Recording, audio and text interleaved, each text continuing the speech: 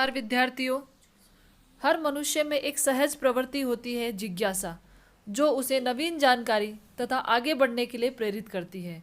आप सभी में भी वह सहज प्रवृत्ति है जिज्ञासा, और खासकर यदि बात आपकी शिक्षा से जुड़ी हुई है तो ऐसी जानकारी जानने के लिए आप सदैव जिज्ञासु रहते हैं, इच्छुक रहते हैं। तो जैसा कि आपको सूचना मिल चुकी है, माध्यमिक शिक्षा बोर्ड राजस्थान अजमेर द्वारा परीक्षा 2021 के लिए अनिवार्य हिंदी कक्षा 12 का जो संशोधित पाठ्यक्रम है जारी हो चुका है। कक्षा 12 का पाठ्यक्रम पहले भी जारी हुआ था, लेकिन उसमें से सरकार के अनुसार जो निश्चित मानदंड किए गए थे वह पाठ्यक्रम हटाया नहीं गया था। तो आज की इस वीडियो में आप देखेंगे कि हमारे सिलेबस से, हमारे पाठ्यक्रम से कितना भाग हटाया गया है। तो आप ध्यानपूर्वक देखिए। व्याकरण, जैसा कि आप पहले से जानते हैं कि व्याकरण में अपठित गद्यांश नहीं आएगा। अपठित पद्यांश हमारे पाठ्यक्रम से हटा दिया गया है, अर्थात अपठित गद्यांश ही आएगा।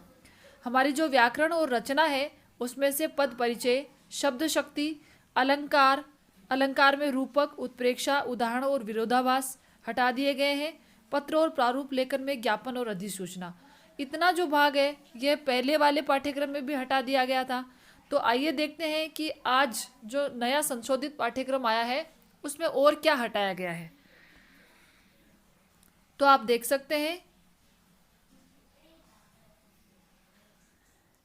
कि हमारे जो गद्य खंड है, सृजन पाठ्य पुस्तक है, उसके गद्य खंड में से सरदार पूर्ण सिंह मजदूरी और प्रेम निबंध, भीमराव अंबेडकर सफल प्रजातंत्रवाद की आवश्यक बातें, कन्हैयालाल मिश्र प्रभाकर मैं निबंध हटा दिया गया है। काव्य खंड में से कबीर, तुलसी, कृपाराम, संतवाणी पाठ, हरिवंश राय बच्चन, कुंवर नारायण, सुभद्रा कुमारी चौहान, जो कि हम पढ़ चुके हैं, ये हमारे पाठ्यक्रम से हटा दिया गया है। उसके बाद जो हमारी अगली पुस्तक है हमें पढ़नी है अभी, पीयूष प्रवाह, अमृतलाल नागर मानस का हंस, सेठ गोविंद दास, कुछ ऐतिहासिक स्थलों का भ्रमण और महिलाओं के विरुद्ध अपराध एवं शक्तियाँ, ये हमारे पाठ्यक्रम से हटा दिया गया है। तो आइए देखते हैं कि हमें क्या पढ़ना है, कितना पढ़ना है।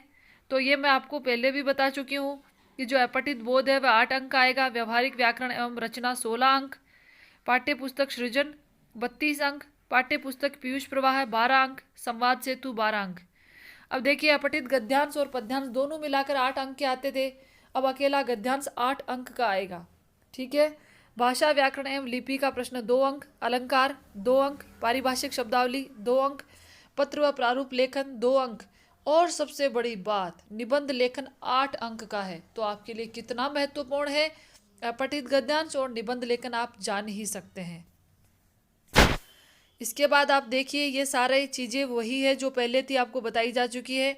एक व्याख्या गद्य से, एक पद्य से, 2 निबंधात्मक प्रश्न, एक गद्य से, एक पद्य से, 4 लघुत्रात्मक प्रश्न, 2 गद्य से, 2 पद्य से, किसी एक कवि या लेखक का परिचय और 2 अति लघुत्रात्मक प्रश्न। इसके बाद पीयूष प्रवाह में से 4 पाठ हैं पाठ्यक्रम में, जिसमें से एक बड़ा प्रश्न 6 अंक का और 3 छोटे प्रश्न 6 अंक के, 2-2 अंक के। उसके बाद हमारी संवाद सेतु जैसी थी वैसी ही है, उसमें कोई परिवर्तन नहीं किया गया है। तो प्रिय विद्यार्थियों, आप जान चुके हैं कि पाठ्यक्रम में से कौन कौन से पाठ हटा दिए गए हैं, लेकिन मैं आप सभी से एक बात कहना चाहती हूँ। आप में बड़ी जिज्ञासा रहती है कि हमारे सिलेबस से क्या हटाया गया है। मेरे अनुसार आपको सिलेबस पर ध्यान देने की बजाय अपना फोकस सिर्फ और सिर्फ अध्ययन पर करना चाहिए, क्योंकि यदि आप संशोधित पाठ्यक्रम को ही देखते रहेंगे और आपके जैसे फिजिक्स, केमिस्ट्री, मैथ्स जैसे सब्जेक्ट हैं उनको आप सारे जो चैप्टर्स हैं उनको नहीं पढ़ते हैं, तो आप कंपटीशन एग्ज़ाम किस प्रकार से फाइट कर पाएंगे। तो आपको अपना समय बिल्कुल पूर्णतया पढ़ाई में लग जाना चाहिए, अपने अध्ययन के प्रति जागरूक रहना चाहिए, कितना हटाया गया है और कितना नहीं, इस पर कम ध्यान देना चाहिए। फिर मिलते हैं अगली क्लास में। धन्यवाद।